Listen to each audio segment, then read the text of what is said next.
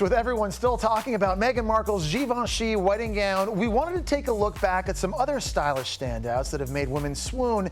And here with the most notable wedding gowns of all time is the leading international bridal designer and say yes to the dress star, Pnina Tornai. Thank you so much for being with us. Thank you, Jesse, for having me. So you've designed stunning looks for all kinds of brides, including reality royalty, and often it's not just one dress for the big day.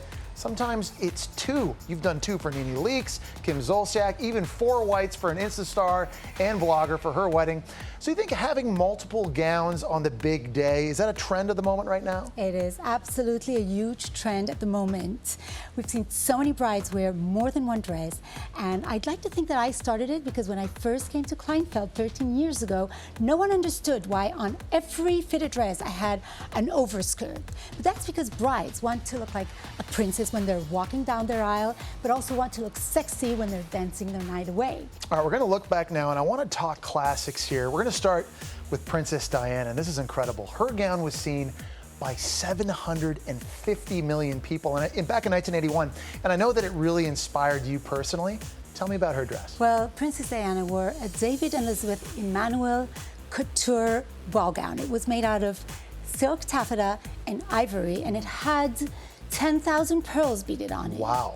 Yes, and the poor thing, her waist shrunk by 5 inches during her fittings, and Really? her designers had to create 5 different bodices in order to fit her. And on the day of her wedding, they stitched her into her dress. All of that work that she had to go through just to get into that dress, yet on her wedding day, she almost had a day of wedding day dress disaster. This could have been every bride's worst nightmare. What happened to her? It is every bride's worst nightmare. She spilled a bottle of perfume on her silk taffeta ball gown, and there was nothing she could do about it. So her makeup artist gave her the best tip and said, why don't you hold the dress right where the stain is and pretend that you're doing so in order to walk down the aisle. Interesting. Okay, well, we've got another notable look that belonged to a bride that married into music royalty, and decades later, her style statement still inspires today. Tell us why you're calling out Bianca Jagger. Well, Bianca Jagger was a trendsetter when she wore her beautiful white Yves Saint Laurent suit with nothing underneath it. Like naked, okay?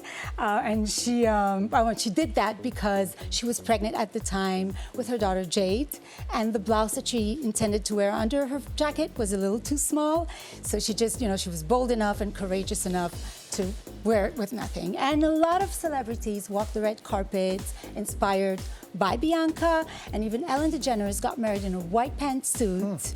But she, unlike Bianca, did wear a shirt. Okay, we're going to move on now to another dress that got a lot of people fired up. Mariah Carey actually burned her $250,000 wedding gown after her nasty breakup with billionaire fiance James Packer last February.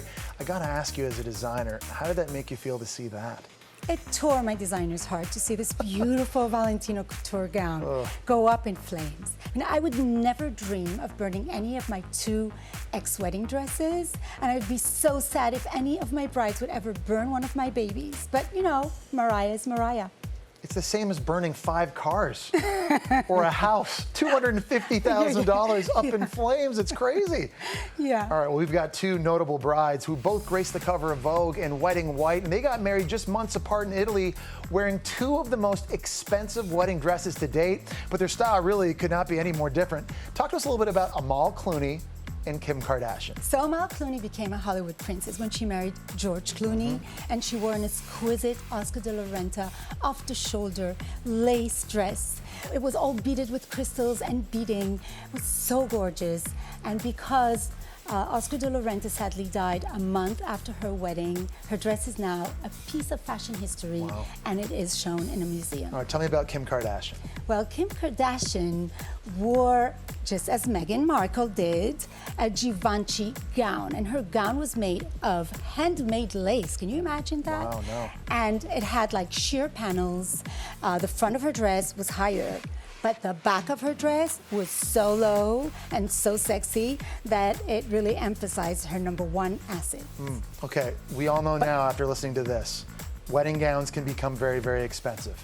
If you want to feel like $1 million on your wedding day, brides don't have to spend it. Pnina's new line offers couture style for a whole lot less, and of course, it's appropriately called love. want to thank you so much for being here, and I know who I'm calling Yeah, if and well, when the big Jesse, day comes. that's a deal. That's a deal. You The see that, done America? deal. America just saw it. Now it has to happen.